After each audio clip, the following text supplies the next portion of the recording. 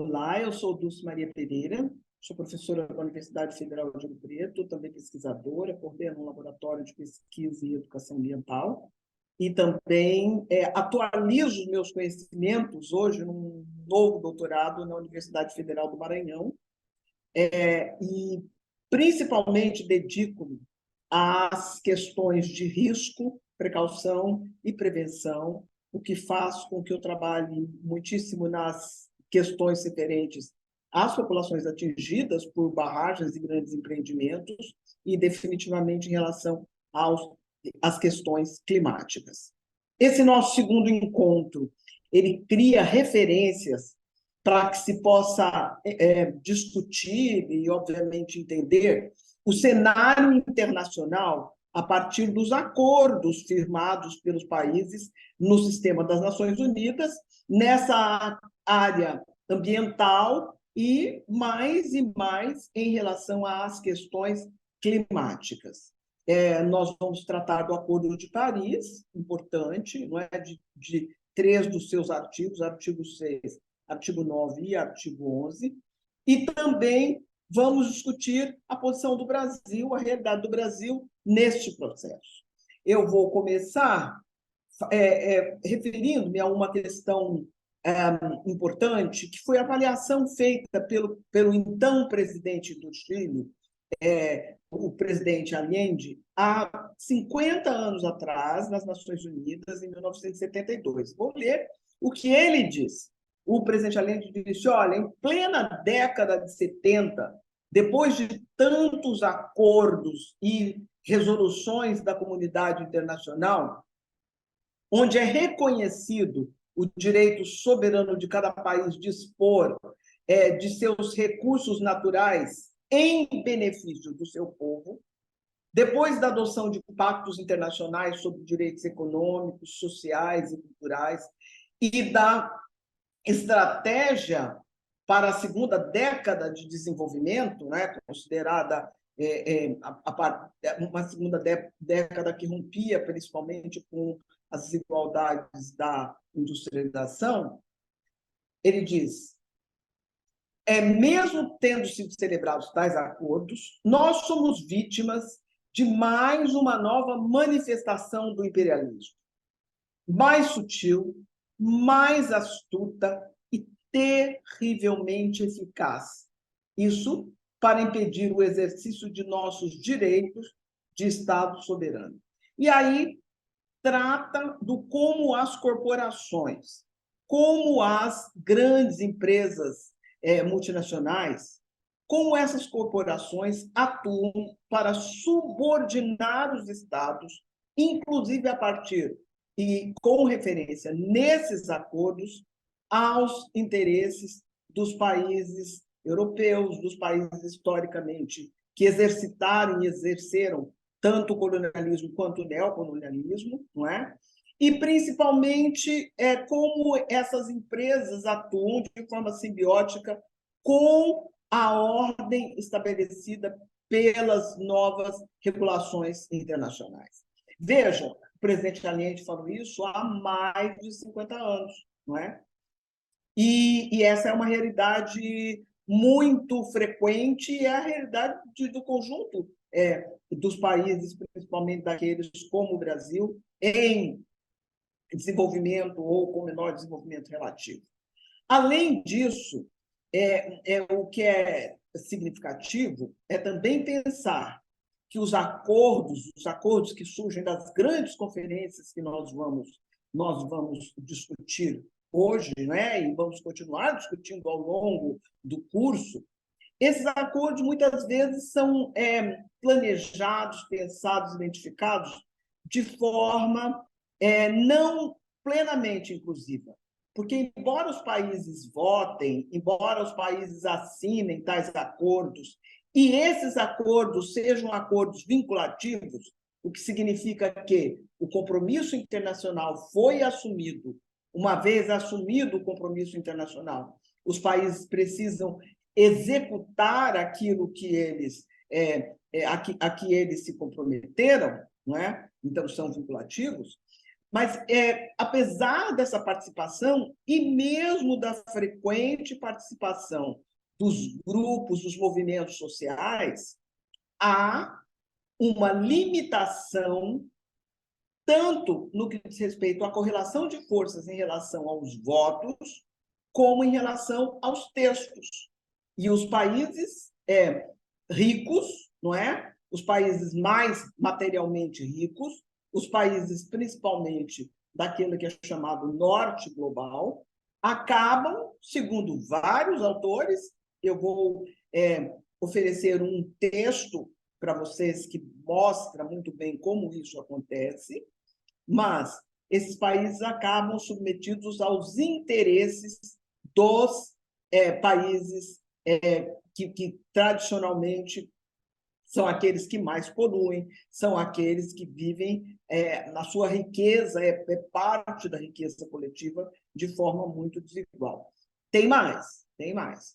Uma questão importante é o fato de muitos desses acordos estarem vinculados à cooperação técnica com os países do norte, como se fala muitas vezes hoje, não é? Mas são geograficamente os países que tiveram a tradição de submeterem os outros países ao colonialismo, não é? Ou a várias formas de exploração, e esses acordos acabam por submeter estados nacionais à cooperação técnica com esses países, o que, com muita frequência, reduz não só a capacidade científica, como também a capacidade de desenvolver ciência, de desenvolver tecnologia adequada à realidade desses países, sobretudo os países dos trópicos, os países amazônicos.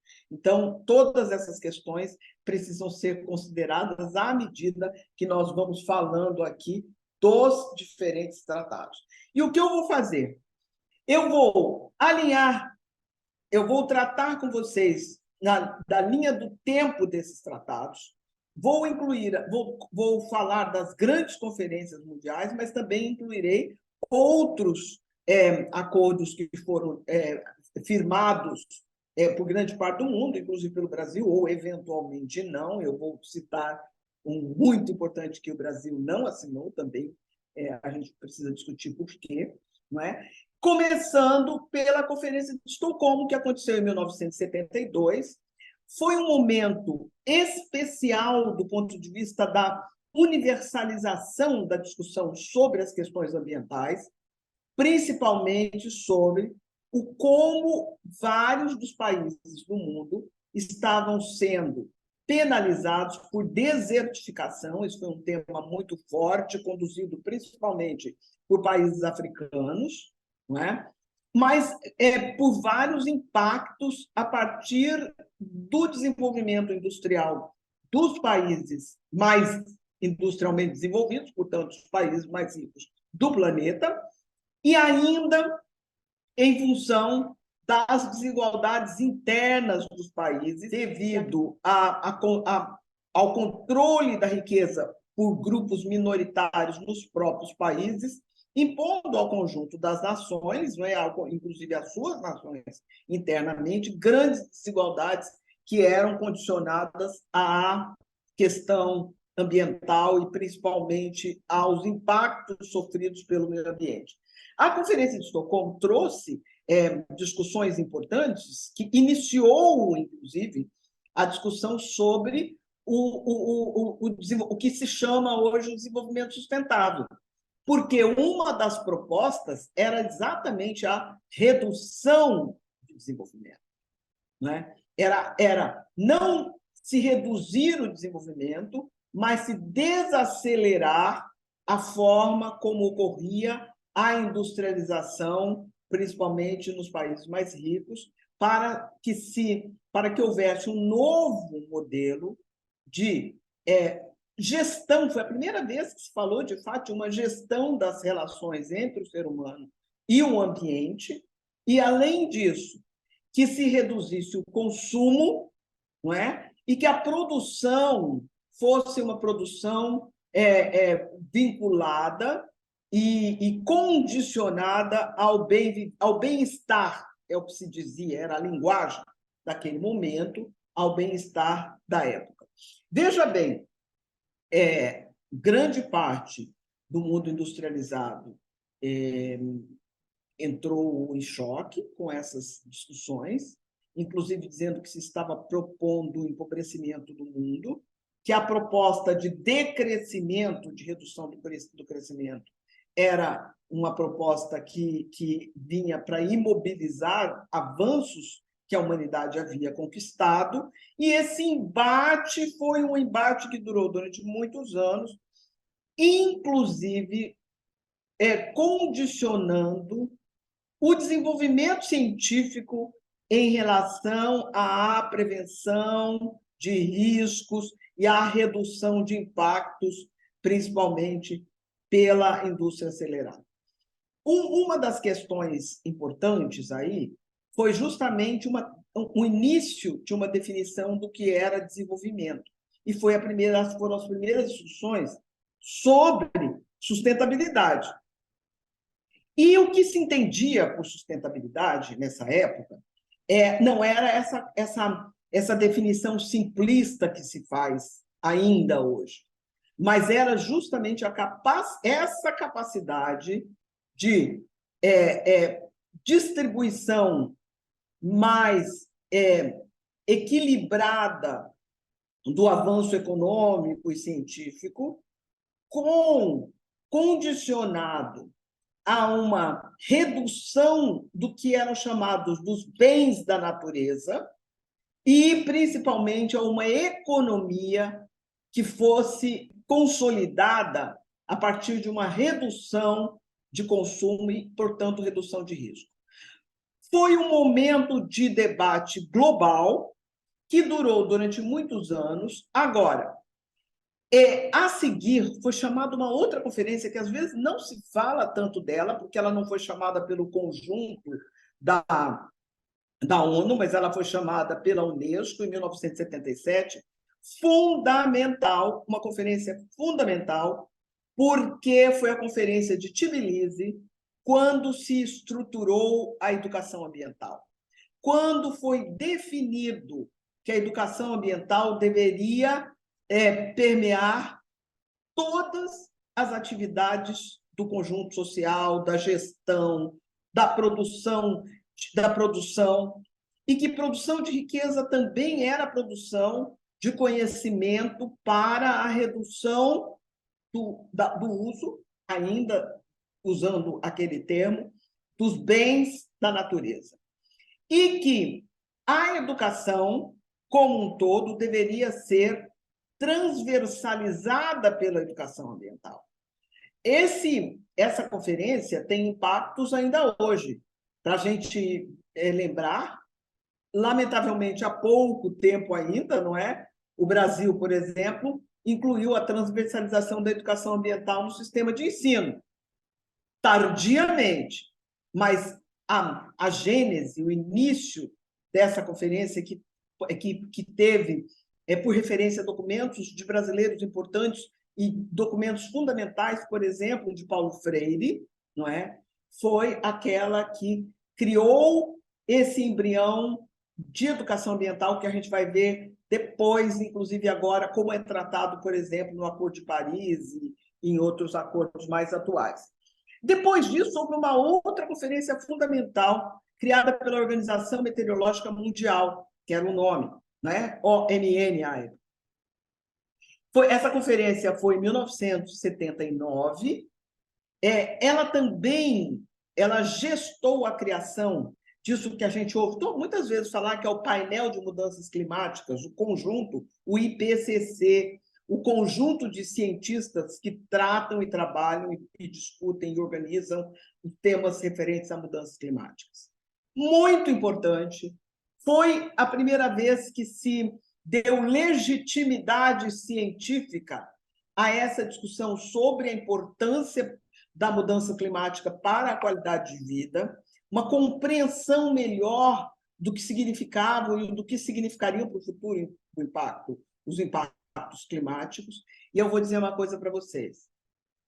as pessoas que se referenciavam nessa conferência, nesses resultados, inclusive para pensar ciência, para pensar tecnologia, para pensar engenharia, arquitetura, para pensar a construção das casas, para pensar as questões energéticas, com frequência eram chamadas de loucas, de lunáticas.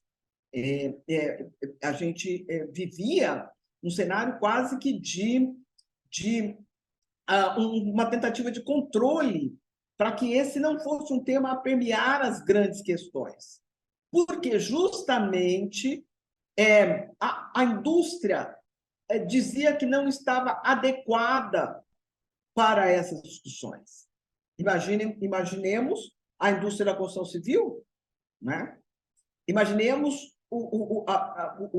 todo o processo, porque ali já se discutia a possibilidade do fim da oferta robusta e abundante de petróleo, por exemplo.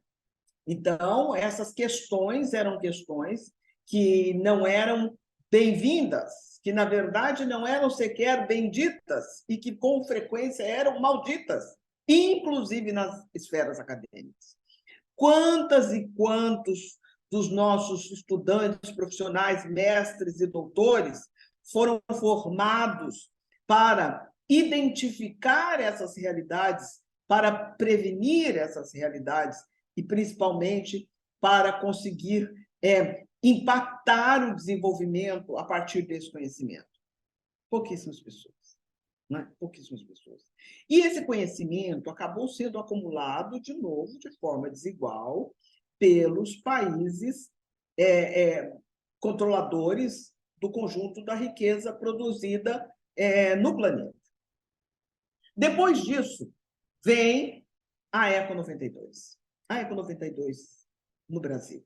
A Conferência do Rio, fundamental, importante, que apresentou documentos estratégicos para uma reavaliação da trajetória humana, das atividades antrópicas, não é? Documentos tão relevantes como foi desenhar uma possibilidade de gestão das relações nos territórios a partir do que, na época, era chamado um desenho de Agenda 21. Que trouxe para a discussão as questões da biodiversidade, que aprovou um programa importantíssimo de educação ambiental para sociedades sustentáveis, que é muitas vezes esquecido. Aliás, quem escreve sobre essa conferência frequentemente ignora esse documento, porque esse foi um dos documentos com grande participação de educadores e grande participação das pessoas que, no dia a dia, pensam, principalmente, essa relação entre consumo e natureza associada ao bem viver. Além disso, um dos documentos mais importantes, muito relevante da Eco 92, e que foi pouco trabalhado, tanto no Brasil quanto em outros países, não é? Para que se pensasse não só as formas de desenvolvimento nos diferentes países, mas também a forma de compartilhamento dos conhecimentos técnicos científicos entre os vários povos do mundo. Então, a Eco 92 teve um papel importantíssimo porque também mobilizou muitas pessoas. Mas aí vamos pensar seriamente numa questão, que foi a questão do desenvolvimento sustentável. Houve um embate tremendo entre os setores da indústria, os setores dos estados, as indústrias forçando os estados a reduzir as expectativas em relação a esse acordo, que era a Declaração do Rio sobre o meio ambiente e o desenvolvimento. E a pressão foi muito grande porque havia dois temas importantes. Uma era a questão de desenvolvimento global e desenvolvimento local. o que se discutia era o que acontece nos locais tem impacto no mundo inteiro. E o que acontece no mundo inteiro tem impacto aqui. Então, essa discussão que a gente faz que não há barreira, por exemplo, para a contaminação quando ela é transmitida pelo ar, ela envolvia vários países, não é? Quando se discutia a utilização dos vários venenos, o roubo de chuva, o sequestro de nuvens, o roubo de chuvas por bombardeamento de nuvens, como isso desequilibrava o ambiente. E o tema específico do desenvolvimento sustentável. Como é que era pensar um desenvolvimento que hoje garantisse direitos plenos para as pessoas que vêm depois da gente, não é? Então, a pressão foi grande, e essa declaração do Rio sobre o meio ambiente e desenvolvimento, ela foi uma declaração reduzida às negociações, principalmente dos diplomatas, com os setores da indústria que pressionaram muitíssimo. E eu posso dizer, porque em várias conferências, pessoalmente estive com a então responsável pela conferência, não é? Que era a primeira-ministra da Noruega, Gro Brundtland Hagen. A Gro Harlem, muitas vezes, lamentou que frequentemente o nome dela fosse o nome usado, não é, para as decisões tomadas, porque ela sabia o que significava estar condicionado ao interesse, principalmente dos setores que administram a riqueza. Eu não estou falando de setor produtivo, hein? Olha aqui como eu estou me referindo, vocês vão ver isso em outras aulas, não é? Mas como os setores, principalmente os setores que gerenciam a riqueza, nós não tínhamos essa quantidade de selos verdes e tudo que temos hoje, eles são muito resultado desse processo, não é? Mas eles diziam que a gente ia criar um impacto negativo, se criaria um impacto negativo para o planeta e para o desenvolvimento do planeta, aumento de pobreza e tudo mais, controle da ciência, se aquelas propostas fossem aprofundadas. Então, os documentos finais foram a Agenda 21, que é um processo de gestão com participação, com ampla e plena participação popular, o que, obviamente, a gente não tem vivenciado como deveria, a Declaração sobre o Meio Ambiente e Desenvolvimento, a Declaração dos Princípios das Florestas de todo o tipo. Uma floresta pode ser o quintal, o fundo de um quintal, porque é possível ter fragmentos de pedaços de uma floresta, portanto, não é? No fundo de quintal. Então, essa declaração, que muito pouco seguida. A Convenção Quadro sobre Mudanças do Clima, eu vou falar mais dela depois. A Convenção sobre a Diversidade Biológica e também o Tratado da Educação Ambiental para as Sociedades Sustentáveis. Lembrar o seguinte, que essas discussões todas acabaram por gestar as discussões e as tendências sobre aquecimento global, que depois foram para o Protocolo de Quioto, que eu vou falar já desse protocolo, e depois para o Acordo de Paris, que nós vamos passar também uma vista por eles. Depois disso, justamente houve uma conferência importante, que foi a chamada conferência, a COP3, né? Que foi uma conferência importante, porque essa conferência tratou das definições sobre a mudança do clima, que foi o Protocolo de Quioto. E o Protocolo de Quioto estabeleceu responsáveis maiores para os países chamados países ricos, e metas de redução diferenciada para os países em desenvolvimento. Eles não tinham, porque os países com menor desenvolvimento relativo não são aqueles que produziam, por exemplo, que emitiam os gases da forma que os gases são emitidos pelos países ricos, não é? E o aumento dessas temperaturas em função da emissão dos gases, não é? Não ocorriam da mesma forma nos países com menor desenvolvimento relativo do que naqueles com maior desenvolvimento relativo. Só que, veja bem, essa conferência de Quioto foi em 1997. Antes disso, e eu falei que foi a COP3, a Conferência das Partes, porque partes são os países, as nações, aqueles que participam, e é a Conferência do Clima, não é? As conferências que discutem o clima, que discutem as questões climáticas pelas partes, pelos países. Só que antes disso houve uma outra COP, que foi em Berlim, em 1995, que ninguém quase fala dela.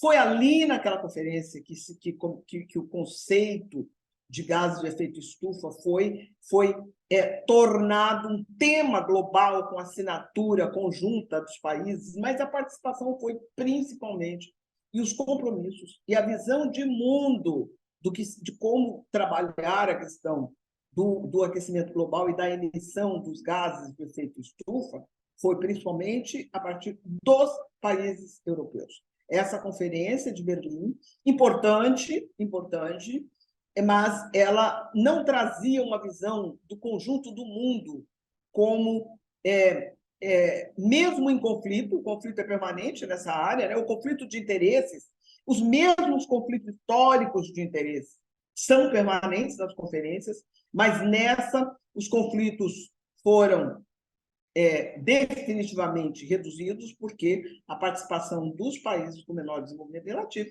foi muito menor e prevaleceu de forma muito óbvia o interesse e a visão, sobretudo, o conhecimento, até porque o acúmulo científico da Europa, como eu tinha dito, já era muito maior, prevaleceu o conhecimento científico e a visão de mundo da Europa. Então, quando chega em Quioto, foi isso que se consolidou. E aí houve, então, um tratado que complementou essa convenção quadro, um documento que tratava de clima, não é, que saiu ali da ECO 92, no Japão, em Quioto, em 97, e ele começou a propor algo que foi discutido em Berlim, que era a possibilidade da compra de carbono. Aquilo que a gente vê hoje, com frequência ocorrendo, que quem tem põe, quem não tem tira, só que não é da forma que colocava o Robin Hood, não é uma questão do mais pobre, o mais rico, compartilham de acordo com as suas posses, não. O que foi feito foi o seguinte: a possibilidade de grupos, de empresas e de países comprarem a produção de carbono de grupos, países e empresas que emitissem menos gás. Então, começou a se estruturar aí uma forma mercantilista que não assegurou a redução das emissões de carbono, de fato.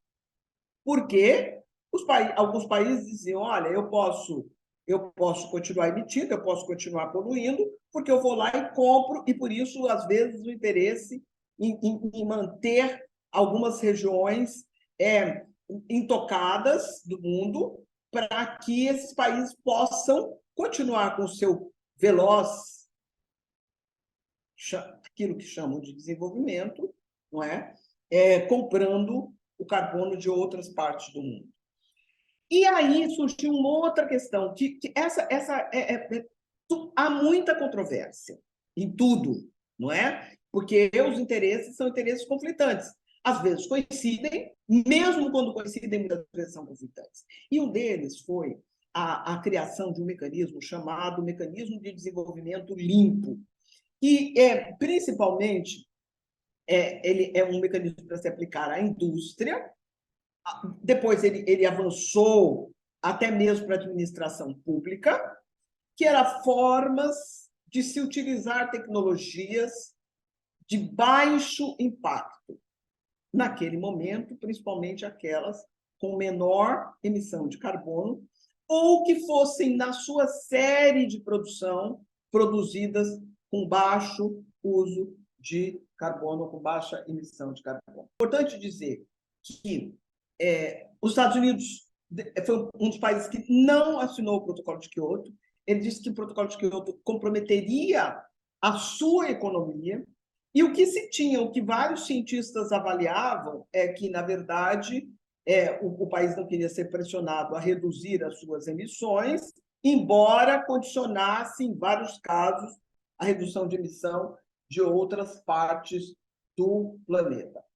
No Protocolo de Quioto, é interessante dizer que saíram várias das medidas que a gente tem ainda hoje, e logo depois, em 2000, o secretário-geral da ONU, o então secretário Kofi Annan, chamou, na cúpula do milênio, porque era a passagem do milênio, ano 2000, chamou essa cúpula de cúpula do milênio das Nações Unidas. E aí desenhou-se, e vinha muito da cabeça do Kofi Annan, que era um homem vindo de Gana, com uma formação a partir do Nkrumah, que foi um presidente marxista, não? Um presidente africano de esquerda, importante, mas eles que o Kofi Annan, com sua equipe, construíram, e com grande parte do mundo, e foi apresentado, então, um projeto com 8 pontos para reduzir a pobreza do mundo, expandir a desigualdade e assegurar condições de cuidado com o ambiente, como muitas vezes era dito, que foi a Organização dos Objetivos do Milênio, que era chamada, que também eram chamados também dos Objetivos de Transição para o Desenvolvimento Sustentável. Esse Objetivo do Milênio estabelecia metas para o conjunto de países, uma vez que eram metas, o Protocolo de Quioto, como eu disse, estabelecia metas para os países ricos, não é? E metas que não eram obrigatórias para os países com menor desenvolvimento relativo. O Brasil assinou tudo isso. E que, principalmente, tinha o objetivo de acabar com a fome, assegurar educação básica de qualidade para todo mundo, igualdade entre os sexos, como era dito ali, a gente hoje se fala em igualdade entre os gêneros, né? Igualdade de gênero, e valorização da mulher, redução da mortalidade infantil, melhorar a saúde das gestantes, combater a AIDS, a malária e outras doenças, assegurar a qualidade de vida e respeito ao meio ambiente, e assegurar um conjunto das pessoas, era a 8ª meta, trabalhando pelo desenvolvimento, entendido o desenvolvimento como um processo de transição para a sustentabilidade. Então, esses objetivos, eles tiveram impacto. A gente sabe, por exemplo, que o Brasil reduziu a mortalidade materna, o Brasil criou programas importantes, o investimento imenso dos governos Lula e governo Dilma na redução da pobreza, e o Brasil realmente conseguiu reduzir a pobreza no nosso país. Agora, o que se avalia é que, embora claro que o Protocolo de Quioto também teve importância nisso tudo, mas que esse tratamento diferenciado dos países no que diz respeito às responsabilidades, que ele acabava por criando uma desigualdade formal entre os Estados. Porque o que é o multilateralismo? Todos os Estados têm o mesmo peso, não é? E o mesmo peso de decisão, embora, como eu disse, isso é relativo, né? É muito relativo, porque no último minuto, nas negociações diplomáticas, com frequência, os países acabam cedendo, são levados, para não dizer forçados, né? Porque a diplomacia internacional multilateral não admitiria esse termo, mas são levados a concordar com aquilo que, inclusive, não é o melhor para o seu país. Ou a deixar de lado, o que frequentemente acontece, não é? Inclusões importantes para o desenvolvimento dos países. Então, essa questão da corresponsabilização diferenciada, que ela não ajudava muito. Então, por isso, os objetivos do milênio tinham essa natureza de nivelar, de obrigar o conjunto das nações, ou de motivar o conjunto das nações a investirem nesses processos que estavam sendo pactuados e que eram vinculantes, como eu disse, nas conferências. Só para dizer, o Brasil assinou o Protocolo de Quioto em 1998, ratificou depois em 2002, não é? E aí caminhou-se para uma outra conferência fundamental, que foi a Conferência da África do Sul, chamada Rio+10, que tratou de questões muito específicas em relação à pobreza. A Rio+10 na África do Sul, embora ela não tenha saído com grandes documentos, mas ela discutiu pontos importantes como a preservação do meio ambiente de forma mais equilibrada, a desigualdade causada pelos modelos de globalização, a retomada do debate sobre sustentabilidade, a necessidade de proteger a biodiversidade, a promoção ao acesso de água potável, essa foi uma questão importantíssima, não é? A melhora do saneamento básico foram temas fundamentais, o acesso à energia e à saúde, e o combate à fome, principalmente de forma cotidiana pelos estados, não é? Além do combate aos conflitos armados e também ao narcotráfico e ao crime organizado. Foi a primeira vez que esse tema entrou com esse peso todo. E trouxe também a retomada da Agenda 21, entendendo que seria um mecanismo importante a ser conduzido pelos estados. Depois disso, houve uma 10ª Conferência das Partes, a COP, que aconteceu em Nagoya, no Japão. Essa conferência teve a participação de 193 estados, quer dizer, 193 partes, isso foi muito importante, e avançou muito na questão da pressão que havia em relação à perda da biodiversidade dos diferentes países e essas diferenças entre países na questão da perda da biodiversidade, e introduziu com muito peso uma questão que foi a gestão do conhecimento e da capacitação. Quer dizer, aumentar o planejamento participativo, mas também a gestão do conhecimento e de capacitação para a redução dos impactos. O que acontece? Vocês viram que eu falei que nós íamos falar um pouco mais da questão dos acordos de Paris. Porque depois de Nagoya, veio o Acordo de Paris, também chamado Tratado Internacional sobre Mudanças Climáticas, e que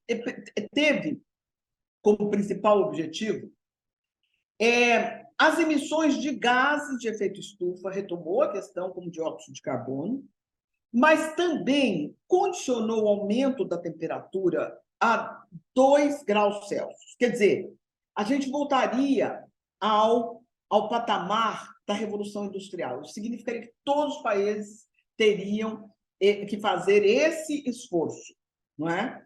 Obviamente, o conjunto de países. Só que definiu que os países com maior desenvolvimento eram aqueles que realmente tinham as principais responsabilidades. Aprofundou-se, de certa forma, esse desequilíbrio. Depois disso, houve uma emenda importante, que também aconteceu numa das conferências em Ruanda, não é? Que foi derivada do protocolo de Montreal, que a gente discutiu um pouco, mas ele foi muito importante, porque ele introduziu as questões importantes em relação justamente a essa responsabilização de países mais ricos. Mas, de qualquer forma, criou uma tabelinha que distribuía por faixas os países que seriam responsabilizados por conter mais a produção e o consumo desses HFCs, não é? E essa questão foi aprovada lá na emenda de Kigali. No meio disso tudo, depois, em 2018, houve uma conferência importantíssima, um acordo na Costa Rica, uma conferência fundamental em Escazú, na Costa Rica, que criou um acordo para a América Latina. Um acordo que principalmente trabalhou com e saiu com decisões referentes a assegurar informação e transparência dos países sobre as questões ambientais, justiça, acesso aos mecanismos de justiça, expansão da participação do conjunto social na construção de todas as políticas referentes às questões ambientais e a proteção dos denunciantes, proteção das pessoas que são assassinadas por defender o meio ambiente. O Brasil não assinou ainda essa emenda,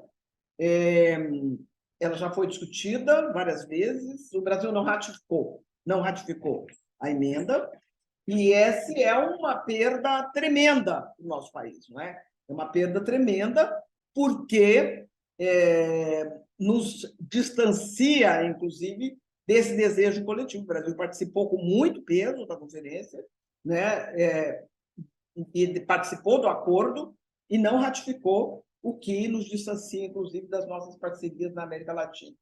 Mas eu disse que nós voltaríamos ao acordo de Paris. Por quê? Porque do Acordo de Paris, principalmente a partir do Acordo de Paris, o Acordo de Paris tem três artigos importantes. Justamente um deles que diz que as partes do acordo deveriam cooperar para implementar as suas contribuições nacionais. Só que o programa de redução de impactos climáticos é voluntário e que as partes deveriam, de forma voluntária, participar dessa cooperação, sendo que os países com maior desenvolvimento deveriam estar condicionados a investir nos países com menor desenvolvimento. Ainda, uma outra questão importante, que é o artigo 9, que diz o seguinte, que as partes devem promover recursos financeiros para auxiliar as partes em desenvolvimento, para que elas possam tanto mitigar quanto produzir mecanismos de adaptação na continuidade daquelas responsabilidades que esses países assumiram na conferência. O Brasil, por exemplo, assumiu uma série de compromissos, não é? Com data marcada, então, obviamente, deverá contar com esses apoios. E ainda que seria fundamental a capacitação dos estados, a capacitação das sociedades, capacitação das partes para a implementação desses processos. E, principalmente, que as partes, o texto diz mesmo, em particular, olha só, as partes dos países em desenvolvimento deverão ser, portanto, auxiliadas, em particular os países com menor capacidade, principalmente aqueles com menor desenvolvimento relativo e aqueles particularmente vulneráveis aos efeitos negativos da mudança do clima. Por exemplo, os estados insulares, né, que são considerados com menor capacidade para resolver esses problemas. E olha só, para implementar essas ações, os países com maior desenvolvimento devem assegurar não só as possibilidades de educação, treinamento, conscientização pública, comunicação transparente, tempestiva e possível, como tecnologias. É aquilo que eu disse. Dependendo do como se dão as relações e a correlação de força entre os países acabam submetidos a esses processos a partir do interesse tecnológico, inclusive, dos países ricos. E, por fim, exatamente isso, que essa capacitação, e isso é bastante sério, que ela deveriam responder às necessidades nacionais e que deveria haver uma apropriação pelas partes do que tem sido o acúmulo tecnológico e de conhecimento do conjunto dos países do mundo. Então, essas são questões muito sérias, são questões muito significativas para um país como o Brasil, porque essa diferenciação operacionalizada, principalmente no caso do Acordo de Paris, acaba por assegurar um poder grande, porque a gente sabe que as interferências dos países, como já disse o Allende no início do que eu falei, pode ocorrer principalmente por interesse de ocupação de território, de hegemonia e tudo mais, não é? E vocês verão mais à frente, essa discussão vai ser feita brilhantemente, inclusive aqui, por outros colegas, professores, mas um dos itens importantes e resultante deste processo foi a definição dos 17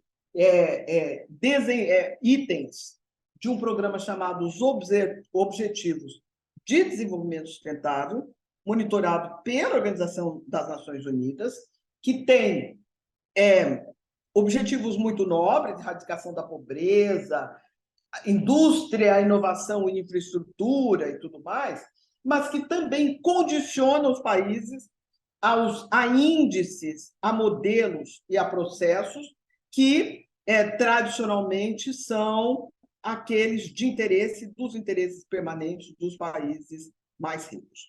Então, se essas questões são todas de imenso interesse do conjunto da população, se todas e todos são comprometidos, como somos, com a redução dos impactos, a distribuição da riqueza segundo e para e por bem-estar do conjunto da população, redução das emissões, atenção e cuidado para a redução dos impactos climáticos. Vejamos o que ocorre aí hoje, não é? Transparência nesse processo todo, erradicação da pobreza, igualdade de gênero, água potável para todas e todos. Nós também sabemos que desenvolvimento sustentável, que é o grande eixo, é o que hoje assegura a correlação até mesmo de força, de organização de conceitos e tudo mais, é um conceito que se desdobra em processos e que sustentabilidade vai muito além das definições que têm sido impostas e desenhadas a partir dos interesses permanentes, seja das corporações, seja dos grupos que gerenciam o poder, não é? E que sustentabilidade inclui, sobretudo, relações de poder e voz entre os diferentes grupos humanos que compõem a nação no que diz respeito ao seu processo de desenvolvimento local e participação no desenvolvimento global.